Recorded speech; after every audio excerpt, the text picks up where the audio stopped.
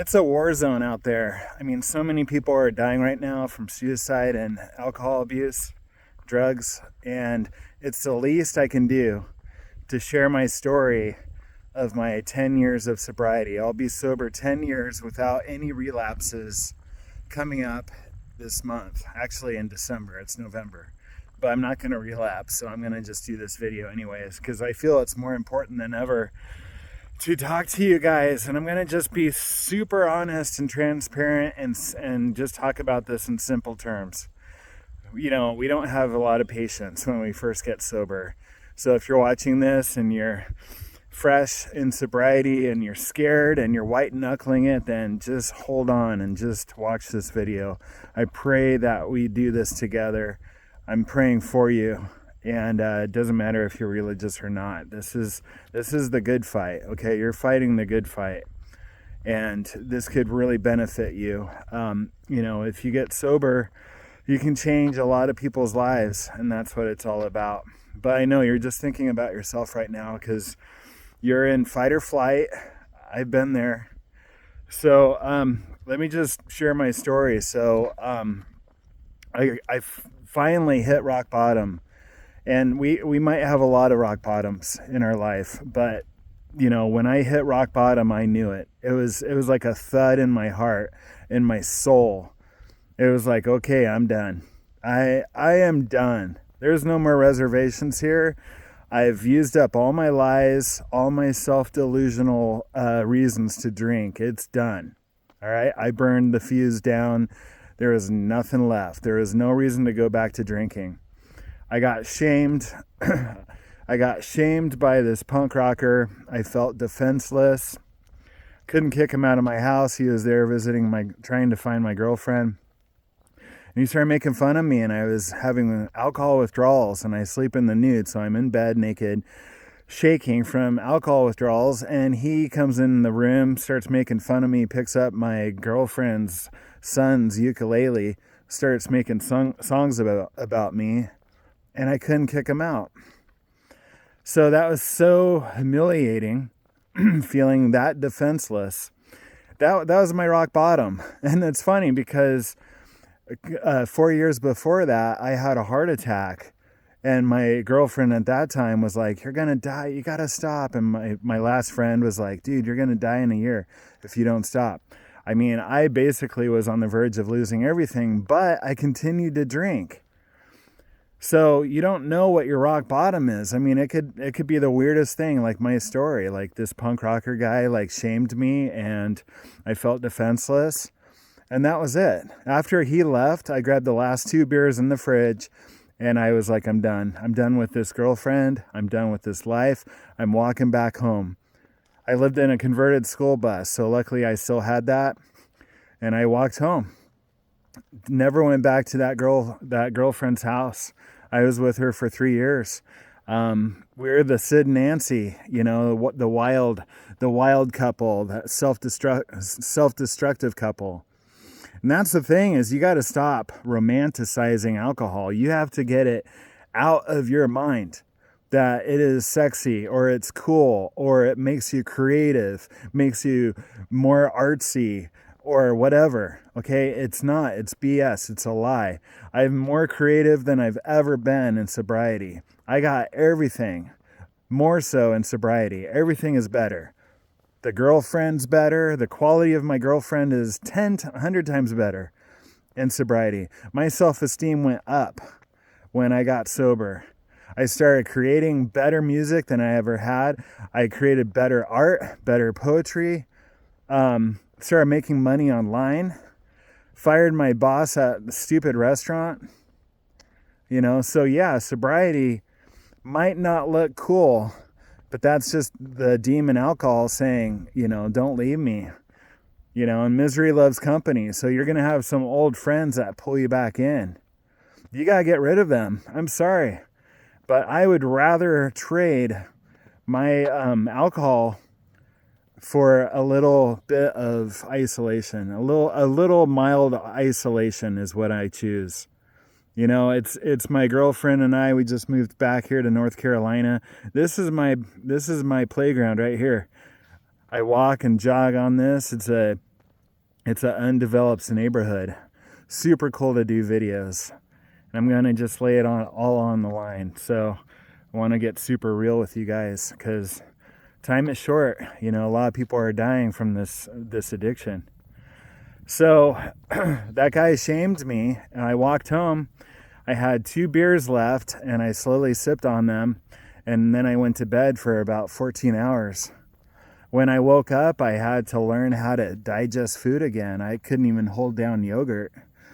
Slowly started going back to a job, got the strength back in my legs, because at the end, let me just tell you, I was getting drunk twice a day, rocking back and forth like an autistic person in a dark bedroom. Couldn't even listen to music anymore. It pissed me off. Everything pissed me off.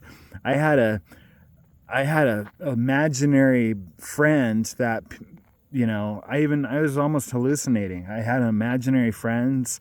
I was crying every other day and pissing the bed at night, puking the first beer up in the morning, sipping on beers at 4 a.m. because I couldn't sleep.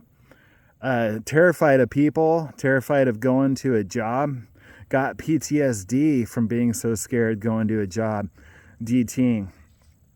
So it was ugly. You know, my car smelled like old beer. I had all these empties behind my seat. Got pulled over several times. Couple DUIs, drunk tank, broken relationships, you name it, you know. And that's the thing, is people want to compete with their stories. Oh, well, my story is worse than your story. No, I'm just giving you guys a reference point, okay? I'm not gonna revel in that. It's pointless. What I want to talk about is what we do when we get sober, or how to get sober without relapsing. So when I got sober and walked away from that girl, next few years I had a couple 2-day relapses. And I say that relapse is part of recovery just because I don't want you guys to have a lot of shame or guilt around your relapse. I'm not saying it's okay to relapse. I'm saying if you're super honest and you're trying your best and you have one slip up, that's fine. Just get back on the wagon, okay? A lot of addicts and alcoholics, they have a relapse and they're like, well, I just threw away all that sobriety, so I might as well just go tie one on for the next year or two. And you might not come back. So I don't want you to think that relapse is okay. But I'm saying don't let it make you keep going. Don't let that guilt keep you in the addiction. Get back on the wagon and go for it. So what I did was I basically got 2 jobs and stayed very busy. And I got my gym membership back. I started to play racquetball, you know, because that's good dopamine. So I'm trading one addiction in for another, and that's okay. You know, people might be like, oh, well, you're just addicted to working out now, or you're just addicted to camping and hiking. And it's like, dude, are you serious? I would much rather be a gym rat than a town drunk. Who cares if you're trading one addiction for the other? I could say that I'm addicted to making money online. I could say I'm addicted to doing videos. I can say I'm addicted to eating good food. I mean, it's ridiculous. So don't let anyone talk you out of this healthy dopamine pursuit. So in the beginning, I would, for a treat after working all day in the restaurants, I would go home. I got rid of all my friends, got rid of that girlfriend. I just went home. And I still smoked cigarettes at that time. So I would smoke a cigarette, have a candy bar, and drink some tea, and watch a good movie or read a good book. And that was my life for 2 years. And let me tell you, it got very lonely. And so I suggest to you, if you've never done this, go to AA. Go to 90 AA meetings in 90 days. Just do a blitz. I don't care if you sit in the back and just listen. But you're going to hear a lot of honest people being super, super vulnerable and telling their story. And you can tell your story too if you're not scared. But you have to get rid of you gotta do a few things. The first thing is you have to admit you're powerless. You can never go back. Alcohol is progressive. It's gonna get worse. If you're a true alcoholic, it never gets better on its own.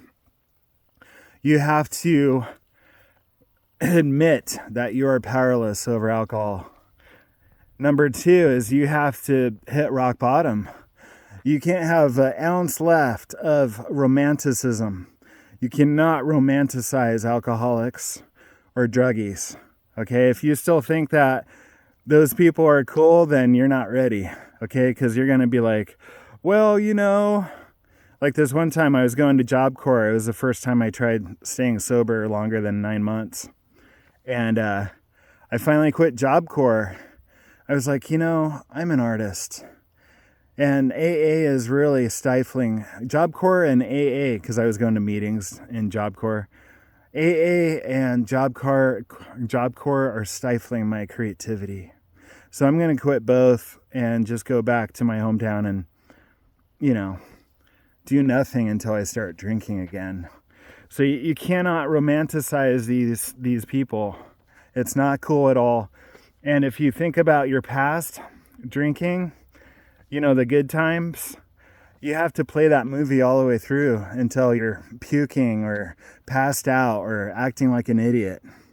Because those times are going to get worse. If you keep going back to drinking, it's going to get worse every time. And like Eminem says, those demons are doing jumping jacks on the side. They're just waiting for you to relapse again, and they're going to be stronger. Those demons are going to be stronger. All right? I don't want to get biblical on you, but when you get sober and you're doing great for a while, you clean your house. If you relapse, the demons come back and they come back sevenfold. It says that in the Bible. So every relapse can get worse, and you can lose your life. I mean, this is not a joke at all. So you cannot romanticize these people. These people are sick. And when you mature in sobriety, you'll get more empathy back because, early sobriety, we're self-centered. Addicts and alcoholics are self-centered. But as you mature in sobriety, you'll have more empathy for people that are out there dying from this disease. And you will feel sorry for them instead of romanticizing about them. All right. For example, I used to love Charles Bukowski. He's an alcoholic poet. But, or Hemingway or Jack Kerouac. I used to romanticize these writers, but they died miserable lives. I mean, early. Hemingway blew his head off. Kerouac lived with his mom and he became a invalid. Pathetic. Couldn't even talk. His mom had to babysit him, and he was only like 47 when he died. Maybe younger. And then Kerouac, he died an old man, but he was just a greasy old man who lived alone in small little shady apartments, hotel rooms. It's not funny. It's just not cool anymore. So you gotta get to that point where it's not romantic. It's life or death. So back to me. What did I do when I got sober? I just traded bad addictions for good addictions, and eventually I quit cigarettes 2 years into my sobriety. I started playing racquetball, started playing music, started jogging. A lot of addicts love dopamine. All right. So you got to trade the bad habits for good dopamine. And for me, hitting that racquetball is invigorating. It's fast, it's loud, and good dopamine. Playing music, playing drums, good dopamine. Making love with a beautiful woman who's sober and looks up to you and respects you now. And you can't have that kind of woman when you're a wastoid, when you're a drunk. You get the skanks. You get the ones that they've been around, they're just not good quality.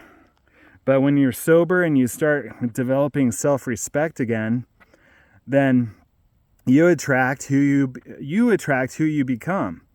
So when you start gaining self-esteem and you get a better job and you get rid of your loser friends and you get confident, then you can start finally getting you get a quality girlfriend or a boyfriend, whatever. You get higher paying jobs, more quality. You just do better things. And I got so sick of the hangover, not eating food. I mean, are you crazy? How can I rationalize that? Even after my heart attack, when I was having chest pains after my heart attack, it was called angina. And I was like, oh, I have to drink alcohol to thin my blood. It'll help my heart more if I can thin my blood with alcohol. These lies are crazy. You gotta realize what you're doing. You gotta snap out of it. If you're a true alcoholic and addict, you're doing stupid stuff. You know it. And life is too short. I mean, man, what if I died before talking to you guys? Look at all the people that you can impact. It's not about you. It shouldn't be about you. So, yeah, I'm passionate. I'm passionate about this topic more than anything in the world. I haven't talked about my sobriety for a while, but I'm coming on 10 years. And the reason why I'm not going to AA is because after a while, I just got tired of talking about booze. It's just not an option. I don't even think about it. I don't want to smell it. I don't want to think about it. When I was in my addiction, when I was drinking, every second of the day I rationalized it as a good time to drink. Like right now, hey, it's a sunny day. Let's go get a drink. Hey, it's raining out. Let's just stay inside and drink. And it was so exhausting trying to figure out where I'm going to get booze that day. Where am I going to store it? Where am I going to stash it? I had to have at least 3 beers left out of a 6-pack. If I got less than 3 beers, I started panicking. That was my lifeline. It was like a life vest.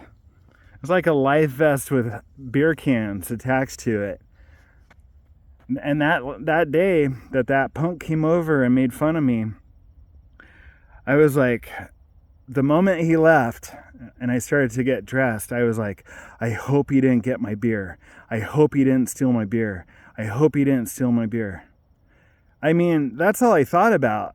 I didn't even think about how I was going to dump the girl after 3 years. I mean, this was a big relationship. I was living with her, but no, I didn't think about that. I was thinking about the malt liquor in the fridge. But he didn't steal it, and I had 2 beers left. I nursed it. I nursed those beers. They probably saved my life. You gotta be careful cutting cold turkey, but I'm not giving you a excuse to drink. I'm just saying that you might have to get medical supervision to stop. Let me just sit down, because I know I'm kind of rambling and all over the place, but who cares? At least I'm getting the message out. And I really want you guys to just dig this video and just listen to it without any reservations. Just drop the ego just for a minute. Let's get on a real human level here. Really just get vulnerable and real. And you don't want to lose your life. And there's people that are watching you right now, and they really care about you. And I know that you care about yourself, and you're lost, and you're scared, and it seems easier to just get high or drunk than to face your problems. I understand. My dad was really scary growing up. It seemed like everyone picked on me. The teachers picked on me, my dad picked on me, my friends picked on me. And when I discovered alcohol, it was the answer to everything at that time. When I was 17, it tasted like liquid courage. It was a magic carpet ride. It made me feel invincible. But in the end, it takes everything away from you. And then you're a pathetic drunk. You're not cool anymore. It's not cool to be the town drunk. You can maybe get away with self-destruction in your 20s. But if you're watching this, you're probably older than that. And you've been around the block. And I'm sure you've had some issues with alcohol. And you got to remember those problems. You can't think about the good times. You got to think about all the crap. And then just close the door. Burn the bridge. It's not an option anymore. I don't think about it for 1 second anymore. It's just, I don't go there. It's almost like I erased it from my mind. Like in a good way. Like, when you have a bad traumatic memory and you just suppress it and you can't even think about it, it's gone. But it still happened to you, but it's so far back in your mind. That's alcohol. It's just not an option. I walk by a bar, I'm just like, oh, cool, bar. There's probably a lot of demons in that bar. Dark, shadowy, stinks like cigarettes and beer. Got the tramps in there. Got the guys with the big pot bellies. They're addicted to everything in life. They're loose. They don't have any money. They don't have any morals. They don't have any boundaries. It's just devil's playground. I mean, how far can you go with that crap? It's just, it's not cool. I don't care if, these people today that are bragging about their conquests. Oh yeah, I slept with 3 guys in one night.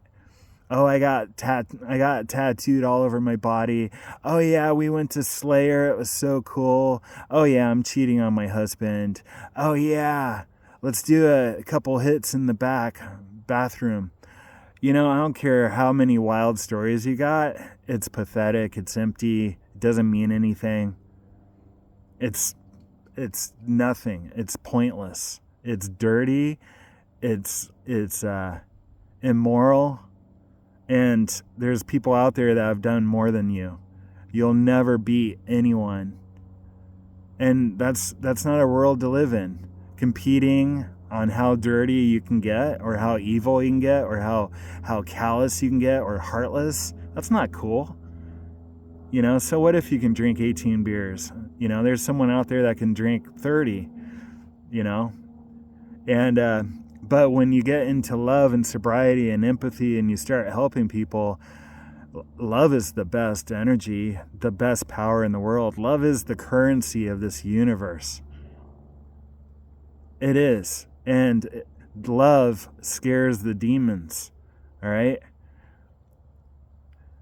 When you're bragging about doing all this dark shit, it has no power. It's empty. But when you get into love and you start helping people, then you become a true man or woman. When you start caring and wanting to help, and you're loving and you get empathy and compassion and patience and forgiveness, and you start working on yourself, there's nothing more exciting. And the universe is cheering you on. The angels are cheering you on. They want you to succeed. They don't want you to die. No one wants you to die. But you will die if you keep going, if you keep drinking. So to cap this off, or to finish this video off, it's been 10 years almost. I'm getting healthy. I make 6 figures a year online because I focused all my energy, all my nervous sobriety energy into business online. Now I'm working on my body. I'm not saying I'm perfect. And reality is the new trip. It's way cooler than any drug and alcohol trip, because you can feel everything. And when you've been drinking as long as I have, when you get sober, all your emotions come back. You get into this honeymoon stage called the pink cloud, and cherish that. You know, don't get too manic or you'll feel so good, the demons will be like, hey, why don't you go drink? You feel so good, why don't you go drink? No, but cherish the pink cloud and just stay alive. Do it for me. Do it for anyone around you. I mean, this is the good fight. This is worth living for, you know, just talking to you guys and being clear, having a clear conscience. You know, I don't have to wake up in the morning and what did I do last night? You know, I don't have to figure out who I hurt and what I did anymore. I don't have to worry about cops driving by me. I don't have to worry about any of that. I have a clear conscience and it feels amazing. It's worth it, guys. So I've gone on long enough. Please leave a comment. How are you doing? I want to know. And like and subscribe, and I'll keep talking, keep doing these videos for you. So God bless.